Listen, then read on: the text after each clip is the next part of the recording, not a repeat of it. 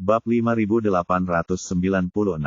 Heng berkata tanpa daya, tidaklah realistis untuk menggali tanah setinggi 3 kaki untuk saat ini. Bagaimanapun, FBI telah memperingatkan kita bahwa jika kita melakukan sesuatu yang terlalu ekstrim, hal itu dapat menimbulkan banyak masalah. Peter telah menjadi tokoh masyarakat, dan sekarang seluruh negara menyalahkan kami. Jika kita masih menggali vilanya, saya khawatir kita akan menjadi lebih pasif saat itu. Steve mengangguk dan berkata sambil berpikir. Peter saat ini masih di rumah sakit. Tapi saya memperkirakan dia akan segera keluar dari rumah sakit. Saya memperkirakan karena tekanan eksternal, kami tidak akan mengirimnya kembali ke penjara. Setelah dia dibebaskan dan dikembalikan ke sini, mungkin dia sendiri yang akan membawa kita ke Sifang Baozuang. Pada titik ini, Steve berkata dengan tenang. Terkadang, kita tidak boleh menangkap tikus yang sedang mencuri makanan. Tapi biarkan saja, ikuti dengan tenang, temukan di mana ia menyembunyikan makanan, dan ambil bersama sarangnya. Ketika Heng mendengar ini, dia langsung mengacungkan jempol dan berkata, Tuan, Anda benar sekali. Jika Peter dibebaskan dan kami mengikutinya secara diam-diam, dia pasti akan membawa kita ke Sifang Baozuang. Steve tersenyum tipis dan berkata, saya akan menelepon ayah nanti dan memintanya membuat pengaturan untuk membebaskan Peter. Dan lihat apakah Peter akan kembali ke sini. Jika dia kembali, maka kami pasti menang. Petik 2. Saat ini, di Chinatown, Jordan sedang memanggang angsa. Hari ini bukan akhir pekan, juga bukan festival tradisional Tiongkok. Namun seluruh Chinatown dihiasi dengan lampu dan warna-warni, dan sangat semarak. Sekelompok besar orang berkumpul di pintu masuk toko angsa panggang Jordan. Beberapa tim barongsai datang dari segala penjuru sambil memainkan gong dan gendang. Dan berbaris untuk menari sebentar di depan toko angsa panggang. Charlie sedikit terkejut. Dia tidak tahu mengapa orang-orang ini melakukan barongsai di depan pintu Jordan Rose Goose. Jadi dia dengan penasaran bertanya kepada pria di depannya. Saudaraku, kenapa banyak sekali orang yang melakukan barongsai di depan toko angsa panggang? Pria itu berkata sambil tersenyum, Saudara Jordan, pemilik toko angsa panggang, sekarang menjadi bos baru geng Tiongkok. Mereka tidak hanya mengusir malaikat pembakaran dari Chinatown dan mengambil alih Chinatown lagi, tetapi yang lebih penting, pemimpin geng baru hari ini diumumkan di pagi hari bahwa mereka akan berhenti memungut biaya perlindungan dari pedagang Chinatown secara permanen. Ini tentu saja merupakan kabar baik bagi kita yang melakukan bisnis kecil-kecilan. Sejak Chinatown terbentuk, tidak ada pedagang yang bisa lepas dari kendali geng dan berbisnis di sini tidak akan dibebaskan dari biaya perlindungan selama sehari. Mereka akan menyerahkannya ke geng lokal atau menyerahkannya ke geng Tiongkok di Chinatown. Hingga saat ini, biaya perlindungan secara eksplisit dihentikan oleh geng-geng Tiongkok. Ketika Charlie mendengar berita itu, dia tahu ini pasti keputusan Jordan. Jordan adalah seorang anak yatim piatu yang ditinggalkan oleh imigran gelap. Dia telah mengikuti Hogan di Chinatown dan telah melihat kerendahan hati dan kesengsaraan para pedagang biasa yang tinggal di sini. Kini setelah dia menjadi bos geng Tiongkok, dia ingin membuat beberapa perubahan nyata untuk rekan senegaranya. Hal ini pun membuat Charlie sedikit lebih mengapresiasi Jordan.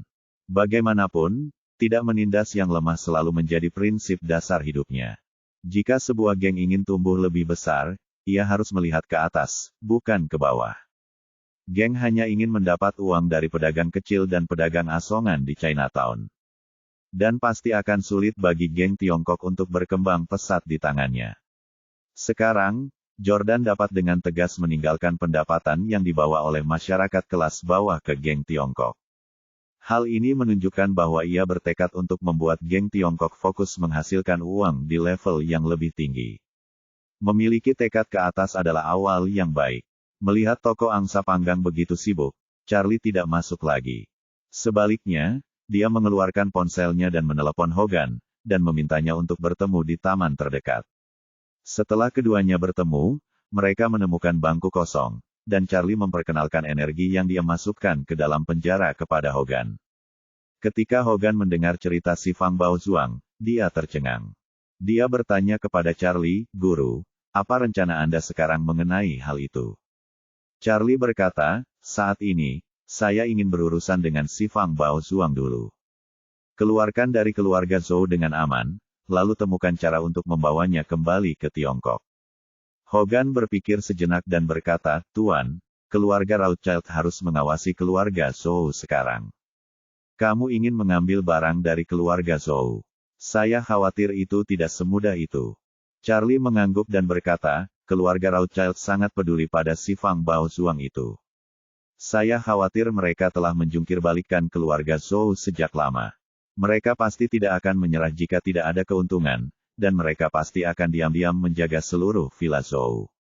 Jadi saya berencana pergi ke keluarga Zhou hari ini untuk mengetahui latar belakang mereka. Hogan bertanya, Tuan, jika Anda mendekati keluarga Zhou dengan gegabah, apakah itu akan membuat ular takut? Charlie berkata dengan tenang, tidak apa-apa, saya tidak akan pergi ke rumah Zhou dengan gegabah. Saya pasti akan menemukan semua orang yang diam-diam mengawasi sebelum mencari peluang. Saya yakin akan hal ini. Setelah mengatakan itu, Charlie berkata lagi, ngomong-ngomong, Paman. Saya berencana mencari kesempatan untuk mengambil si Fang Baozuang malam ini. Dan kemudian menemukan cara untuk mengirimkannya kembali ke Tiongkok. Saluran mana yang menurut Anda paling aman? Hogan berpikir sejenak dan berkata, Tuan, keluarga Rothschild memiliki kekuatan besar di Amerika Serikat. Si Fang Baozuang hilang. Di permukaan, mereka baru saja menangkap Peter, tetapi kenyataannya, mereka mungkin telah memasang jaring dalam jarak 100 km dari villa keluarga Zhou. Mungkin sulit mengeluarkan si Fang Baozuang melalui jalur normal. Terutama setiap jalur masuk dan keluar, dan itu harus menjadi fokus pertahanan ketat mereka. Charlie mengangguk dan berkata, rumah keluarga Zhou berada di pinggir kota New York. Setelah saya mendapatkan si Fang Baozuang, saya akan kembali ke New York. Kami akan membuat rencana setelah kembali. Hogan bertanya, mengapa Anda ingin kembali ke New York, Guru?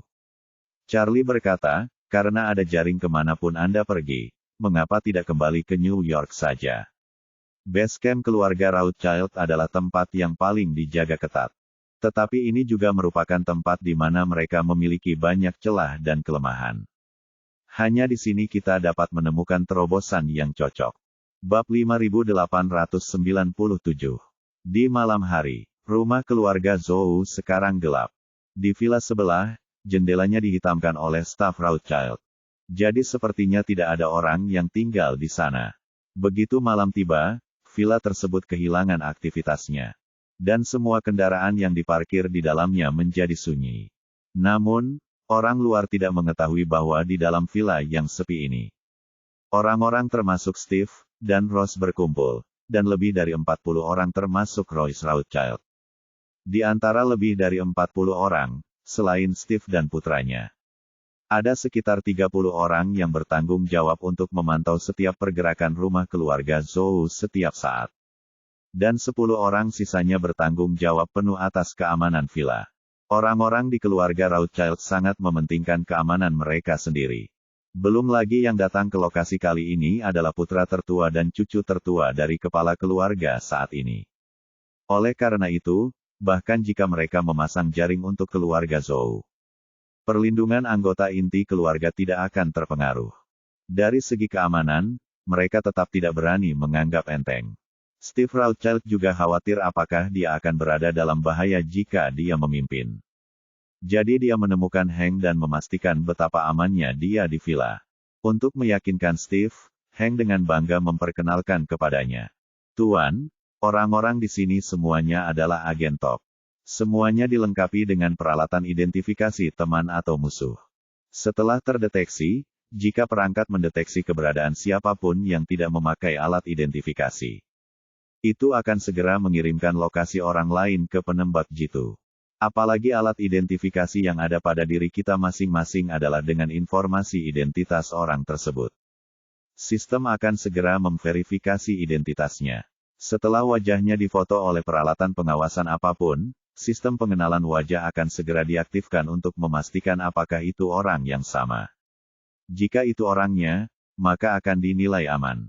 Selain itu, Semua staf di luar memakai alat perekam yang beroperasi 24 jam sehari dan tidak dapat dimatikan. Perekam diunggah ke cloud secara real-time. Dan pusat intelijen bertanggung jawab atas penyimpanan dan analisis. Selama dua orang bertemu satu sama lain, Anda dapat memeriksa ulang apakah pihak lain melakukannya.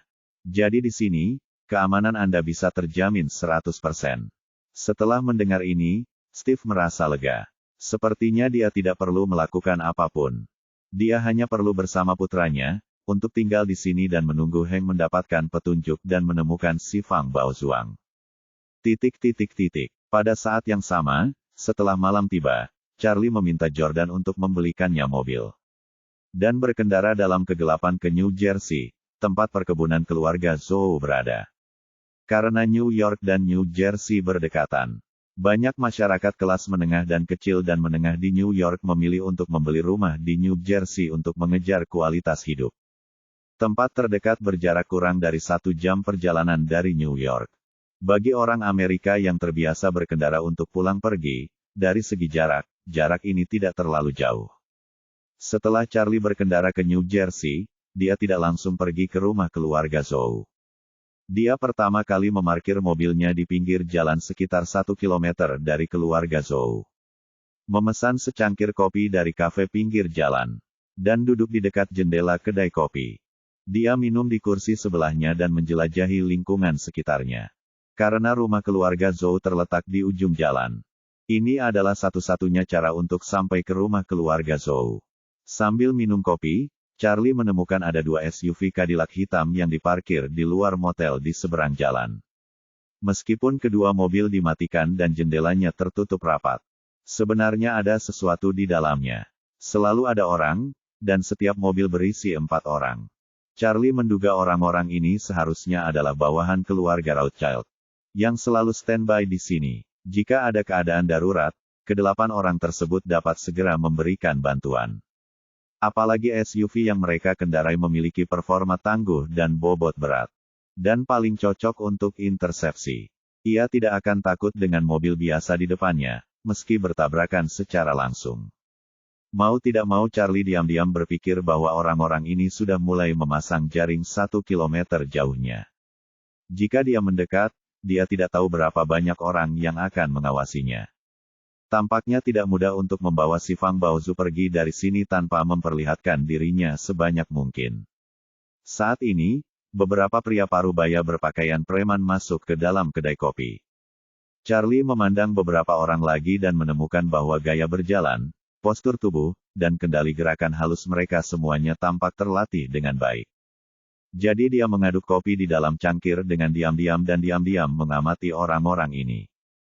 Beberapa orang memilih meja di pojok dekat jendela dan memesan beberapa cangkir kopi dari pelayan.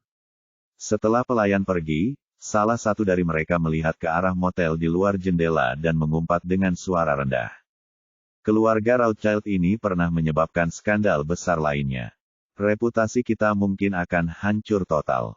Orang lain mengangguk, merendahkan suaranya dan berkata, para petinggi sekarang ingin kita mengawasi mereka di sini untuk saat ini. Jika mereka melakukan tindakan di luar kebiasaan, kita harus segera mengambil tindakan untuk menghentikannya. Tetapi hal di atas juga mengingatkan kita untuk tidak melangkah lebih jauh. Orang-orang di Rothschild sangat sensitif sekarang. Begitu kita terlalu dekat dengan keluarga Zhou, mereka akan menimbulkan masalah. Bab 5898. Pria sebelumnya menghela nafas tak berdaya, mereka sama sekali tidak memperhatikan FBI. Tidak ada gunanya kita mengawasi mereka. Lihatlah personel dan peralatan mereka. Mereka beberapa kali lebih baik dari kita. Jika mereka benar-benar ingin melakukan sesuatu, kita tidak bisa menghentikannya. Saat dia berbicara, dia merendahkan suaranya dan berkata, saya mendengar seseorang dari Departemen Peralatan mengatakan bahwa keluarga Rothschild telah mengerahkan beberapa set peralatan pencitraan termal paling canggih. Yang bahkan bisa dilihat dalam jarak beberapa ratus meter. Anda bisa mengetahui apakah tikus itu jantan atau betina. Saya tidak tahu apa yang akan mereka lakukan. Rekan di seberangnya tersenyum dan berkata, jika Anda tidak bisa menghentikannya, itulah niat sebenarnya dari para petinggi. Jika keluarga Rothschild bersikeras melakukan sesuatu, tidak ada yang bisa menghentikannya. Jika kita menghentikan mereka, gelombang pasang tidak akan mempunyai peluang. Kita hanya perlu berpura-pura menghentikan mereka dan itu dianggap menyelesaikan tugas. Jika opini publik benar-benar ambruk, kami masih bisa menjelaskan bahwa kami memang berusaha menghentikan mereka. Tetapi mereka sama sekali tidak memandang kami. Orang ketiga yang tadinya diam tiba-tiba berkata, "Apakah Anda melihat helikopter lewat pada sore hari?"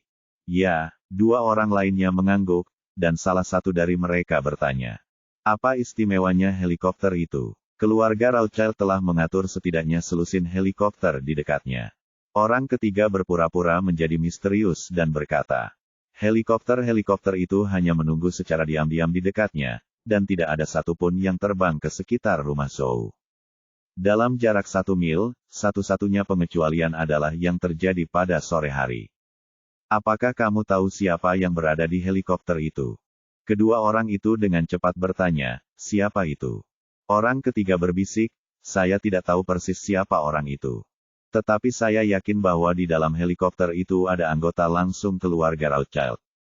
Benar-benar, keduanya tampak terkejut, dan salah satu dari mereka dengan cepat berkata, anggota langsung keluarga Rothschild. Anggotanya juga ada di sini. Untuk apa mereka di sini?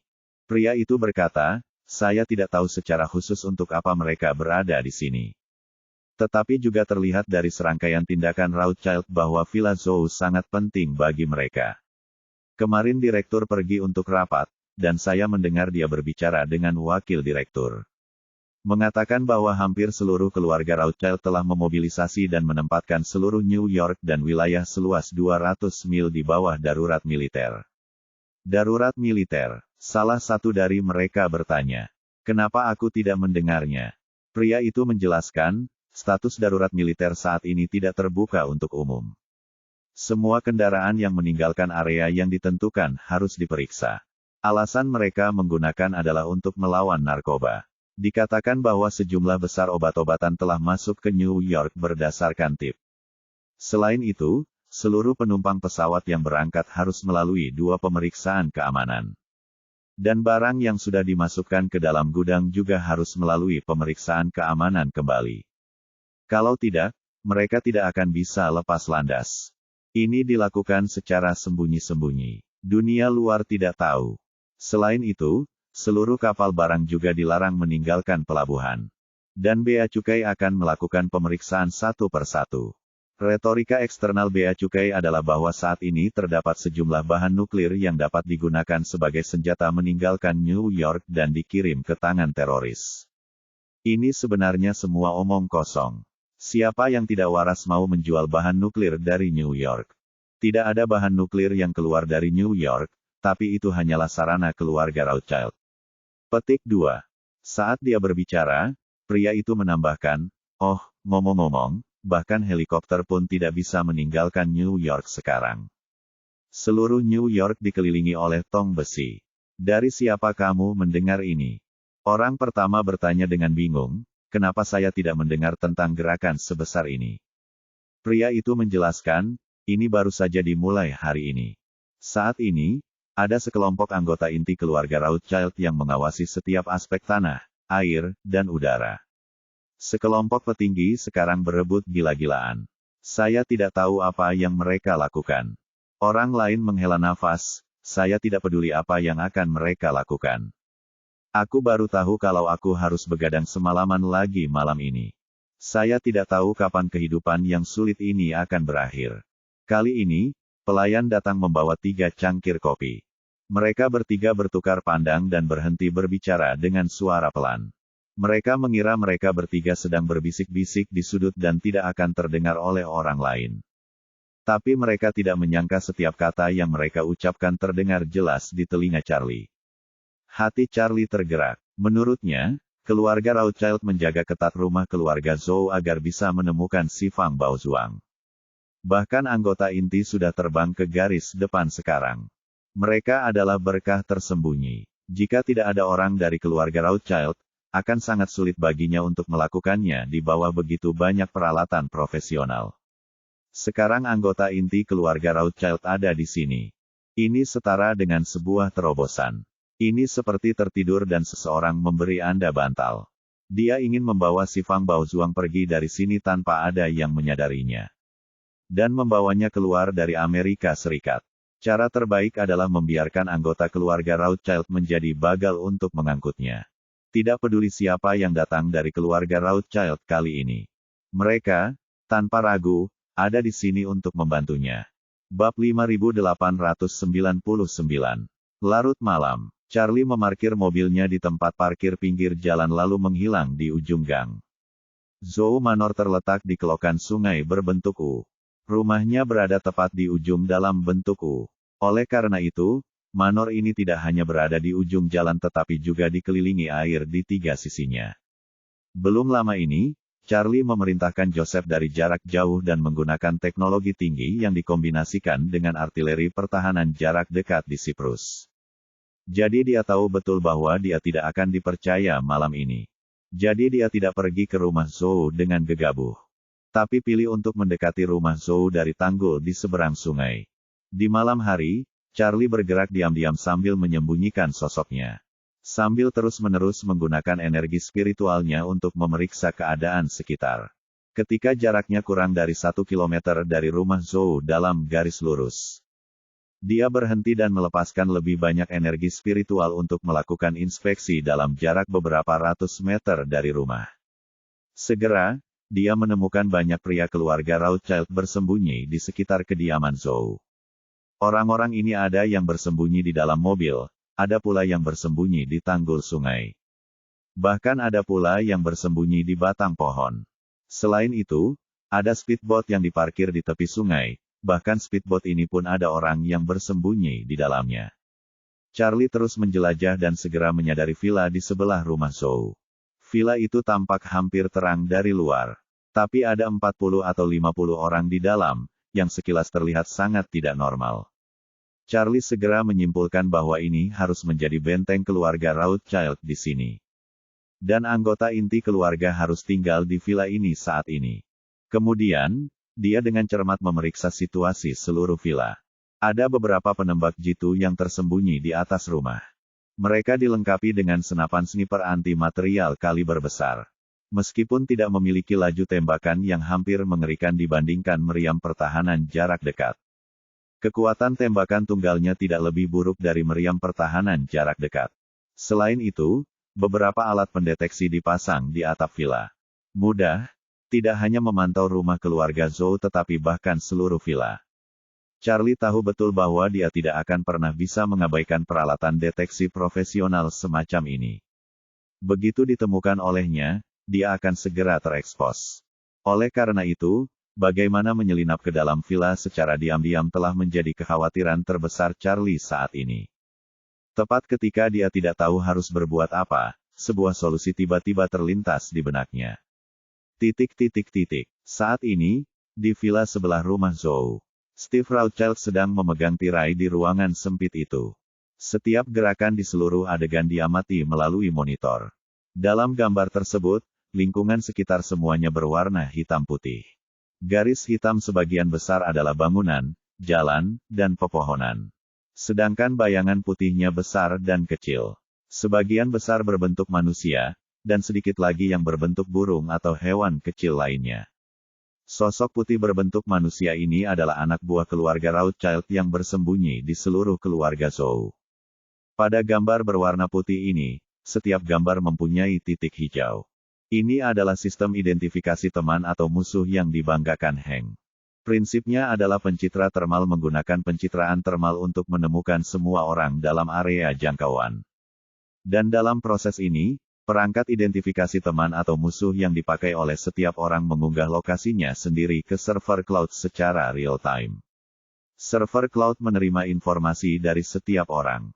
Identitas dan posisi orang tersebut, dikombinasikan dengan gambar pencitraan termal, dapat menentukan identitas yang sesuai dari sosok putih tersebut. Bab 5900.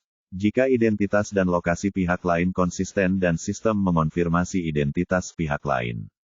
Ini akan menambahkan titik hijau pada sosoknya untuk membedakan antara kita dan musuh. Jika seseorang memasuki rentang pemantauan tanpa izin, Sistem tidak dapat memverifikasi identitas pihak lain dan akan segera menandainya dengan titik merah dan mengirimkan alarm untuk memberitahu semua orang. Steve menatap sosok putih di layar dan berkata kepada putranya Royce dengan sedikit kecewa. Kakekmu meminta kami untuk mengamati di sini, tapi menurutku ini tidak pantas. Putranya, Royce, bertanya dengan rasa ingin tahu, ayah, mengapa ayah berkata begitu?